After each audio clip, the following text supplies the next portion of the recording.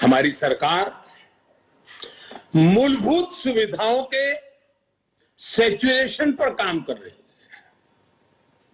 और ये बात मैंने लाल किले पर से भी कही थी। अब मैं एक छोटा उदाहरण देता हूं, जैसे जल जीवन मिशन। अब हम हमेशा सुनते आए हैं, गांव में, घर में, समाज में, सरकार में, राजनेताओं में, सब में क्या सुनते हैं? हर कोई कहता है जल ही जीवन है। सुनना तो बहुत अच्छा लगता है, लेकिन ये भी सच्चाई है, पानी की दिक्कत, पानी की कमी, गरीब के जीवन की, महिलाओं के जीवन की सबसे बड़ी चुनौतियों में से एक है और आजादी के 75 साल के बाद भी है। किसान को भी, छोटे किसान को खासकर, पानी के बिना बहुत दिक्कतें हैं। हमारी सरकार के प्रयासों से आज देश में करीब करीब 9 करोड़ ग्रामीण घरों में नल से जल पहुंचने लगा है और इसमें से करीब करीब 5 करोड़ से ज्यादा पानी के कनेक्शन जल जीवन मिशन के तहत पिछले 2 वर्ष में दिए गए हैं। अब बजट में घोषणा की गई है कि इस साल करीब 4 करोड़ ग्रामीण घरों को पाइप से पानी का कनेक्शन दिया जाएगा।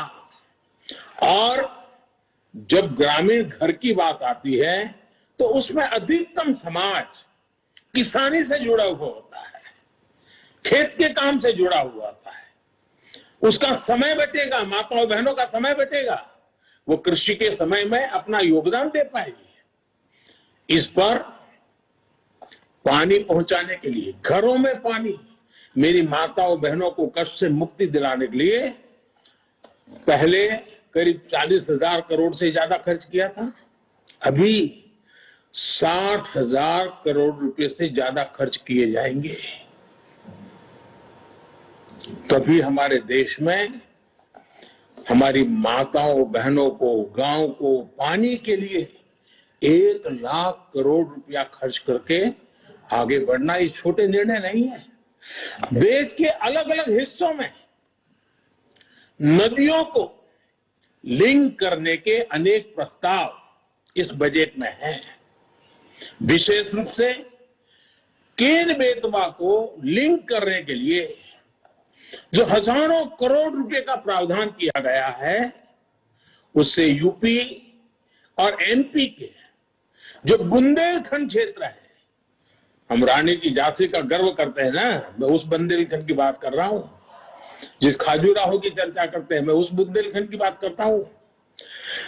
वहां की तस्वीर बदलने वाली, पानी के अभाव में वहां के किसान के नौजवान बेटे रोजी रोटी के लिए कभी गुजरात, कभी महाराष्ट्र, केरल, तमिलनाडु तक जाना पड़ता है। ये केन बेतवा योजना किसान के जीवन में, खेती में तो बदलाव लाएगी, किसान के जीवन में बदलाव लाएगी। और इस योजना पर लगभग 44,000 करोड़ रुपए खर्च होंगे। मेरे किसान भाइयों बहनों के खेत में पानी पहुंचाने के लिए ये आधुनिक युग का एक भगीरथ काम है। अब बुंदेलखंड के खेतों में और हरियाली आएगी। जवान बेटों को शहर में झुग्गी झोपड़ी में रहकर के मजदूरी में जिंदगी गुजारनी पड़ती है, वो खुले आसमान के नीचे अपने माँ बाप के साथ रह करके एक नई जिंदगी का प्रकरण लिखना शुरू कर सकते हैं। घरों में पर्याप्त पानी आए, खेत में पानी आए। साथियों, गरीब का बहुत बड़ा सपना उसका अपना घर भी होता है। इस साल के बजट में गरीबों के लिए 80 लाख पक्के घर बनाने की बात कही गई है और इस पर 48,000 48,000 करोड़ रुपए, 48,000 करोड़ रुपए, यानी करीब करीब 50,000 करोड़ रुपए से अधिक खर्च होंगे। गरीब से मुक्ति का ये भी एक, गरीबी से मुक्ति होनी है, गरीब मुक्ति से, गरीबी से बाहर आना चाहता है। जब घर मिलता है ना, उसका एक हौसला बन जाता है। हम कभी गरीबों की ताकत जानते नहीं थे, सिर्फ गरीबों का राजनीतिक उपयोग करने वाले लोग बहुत हुए इस देश में। एक छोटा सा प्रयास, जनधन अकाउंट, गरीब को जब जनधन अकाउंट मिला ना, उसका स्वाभिमान जग गया और लाखों करोड़ रुपए की बचत में गरीब भी आगे आया है। अगर एक जनधन अकाउंट उसकी जिंदगी बदल सकता है, तो गरीब को जब छत मिले, गरीब को जब घर मिले, तब उसका जीवन कितना बदल जाता है, इसका हम देख करके बता सकते हैं। जो भी उन परिवारों को देखेगा, उसका विश्वास बढ़ेगा। और इतना ही नहीं, सरकार जो घर बनाकर इन्हें देती है, वो घर इन गरीबों को एक तरह से लखपति बना देती है। मैं जब छोटा था, लखपति शब्द बहुत बड़ा लगता था। लखपति यानी कितनी बड़ी दुनिया है, सुनते ही कान खड़े हो जाते थे।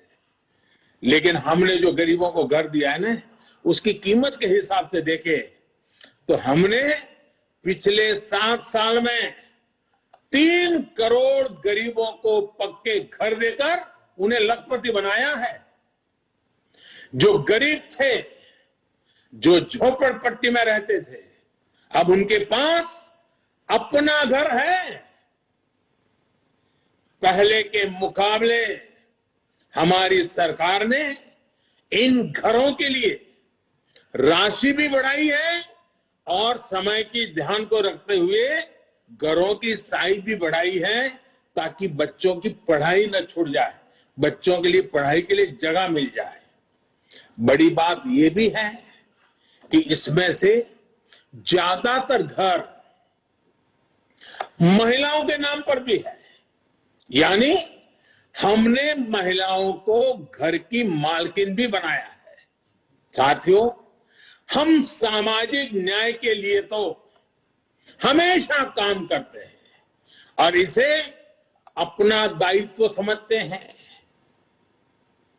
जैसे समाज की भलाई के लिए सामाजिक न्याय बहुत जरूरी है, वैसे ही देश की भलाई के लिए भी देश का संतुलित विकास भी जरूरी है।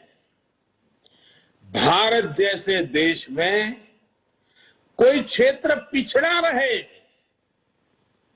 कोई इलाका अविकसित रह जाए, ये ठीक नहीं है। और इसलिए हमने आकांक्षी जिला, एस्पिरेशनल डिस्ट्रिक्ट अभियान शुरू किया था। इन जिलों में गरीब की शिक्षा के लिए, गरीब के स्वास्थ्य के लिए, गांव की सड़कों के लिए, बिजली पानी के लिए जो काम हुए, उसकी प्रशंसा संयुक्त राष्ट्र ने भी की है।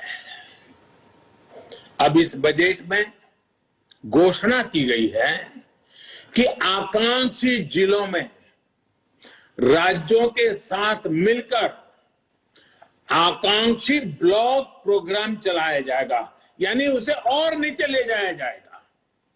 यानी विकास का लाभ आखिरी छोर तक पहुंचाने का एक वैज्ञानिक तरीका है और धन का सदुपयोग करने का, संसाधनों को ऑप्टिमम यूटिलाइजेशन करने का और फोकस एक्टिविटी करने का रास्ता है। ग्रामीण क्षेत्रों में ब्लॉक स्तर पर जरूरी सुविधाएं पहुंचे, इस पर सरकार का जोर है। साथियों, राष्ट्र की सुरक्षा के लिए हमारी सेनाएं, एयरफोर्स हो, नेवी हो, आर्मी हो, हमारे जवान दिन रात डटे रहते हैं, जान की बाजी लगा देते हैं। लेकिन यह भी सच्चाई है कि हमारे सेना के जवान जो सीमा पर तैनात है, हमारे सुरक्षा बल के जवान जो सीमा पर तैनात है, उनको वो सीमावर्ती जो गांव है ना, वो भी एक प्रकार से किले का काम करते हैं। और उन सीमावर्ती गांवों का देशभक्ति का जज्बा भी अद्भुत होता है। अभावों के बीच, संकटों के बीच, मुसीबतों के बीच सीमा पर रहने वाले छोटे गांव के लोग दिन रात देश की रक्षा के लिए सजग रहते हैं। अब समय आ गया है कि हमें हमारी राष्ट्र रक्षा की जो नीतियां हैं उसमें सीमावर्ती गांवों के नागरिकों की शक्ति को पहचानना होगा, उनके अहम रोल को जानना होगा। और इसलिए हमने ध्यान आकर्षित किया है कि सीमावर्ती जो हमारे आखिरी गांव है हिंदुस्तान के कोने कोने में, उन गांवों को विकास की यात्रा में पीछे नहीं रहने देना है। इस वजह से हम वर्षों से सीमावर्ती गांवों से पलायन होते भी देख रहे हैं।